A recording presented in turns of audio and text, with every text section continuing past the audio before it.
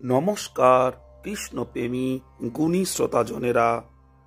যে সংযমী ব্যক্তি বাক্যের বেগ, ক্রোধের বেগ, জিহ্বার বেগ, মনের বেগ, উদর এবং উপস্থের বেগ, এই ষড়বেগ দমন করতে সমর্থ, তিনি সমগ্র পৃথিবী শাসন করতে পারেন।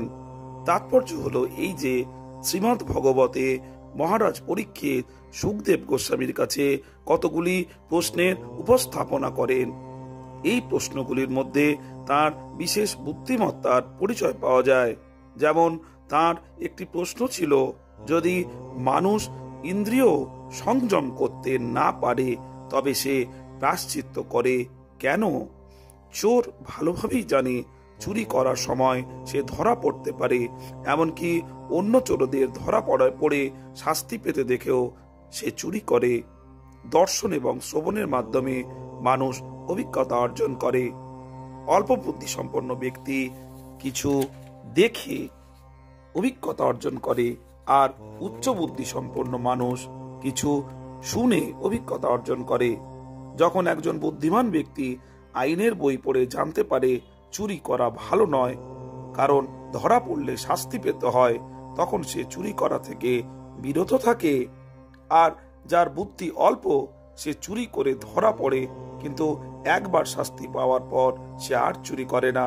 কিন্তু যে বাস্তবিক মূর্খ, সে দেখে শুনে এমনকি শাস্তি পেয়েও আবার চুরি করে। এমনকি সেই মূর্খ লোকটি যদি প্রায়শ্চিত্ত করে, অর্থাৎ সরকারের কাছে শাস্তিও পায়, তবুও কয়েদখানা থেকে মুক্ত হওয়ার সঙ্গে সঙ্গে সে আবার চুরি করা আরম্ভ করে। কয়েদখানার শাস্তিকে প্রায়শ্চিত্ত মনে করলে সেই রকম প্রায়শ্চিত্তের কি মূল্য? তাই মহারাজ পরীক্ষিত বলেছেন, এই ধরনের প্রায়শ্চিত্তকে হাতি স্নানের সঙ্গে তুলনা করা যেতে পারে। হাতি নদীতে সুন্দর স্নান করে, কিন্তু স্নান শেষে তীরে উঠেই সে সমস্ত দেহে ধুলো ছড়িয়ে দেয়। তাহলে এই ধরনের স্নানের কি প্রয়োজন? সেই রকম অনেক পরমার্থী আছেন যারা হরে কৃষ্ণ মহামন্ত্র কীর্তন করেন এবং সেই সঙ্গে নানা প্রকার অপরাধও করে চলেন। তারা ভাবেন হরে কৃষ্ণ মহামন্ত্র কীর্তন করার ফলে তারা সব রকম অপরাধ থেকে মুক্ত হবেন, কিন্তু তা অত সহজে সাধিত হয় না। গুণী শ্রোতাজনেরা, কেননা মহামন্ত্র কীর্তনের প্রতিবন্ধক স্বরূপ 10 রকমের নামাপরাধের মধ্যে এই অপরাধকে বলা হয়, অর্থাৎ নাম বলে পাপাচরণ করা হয়।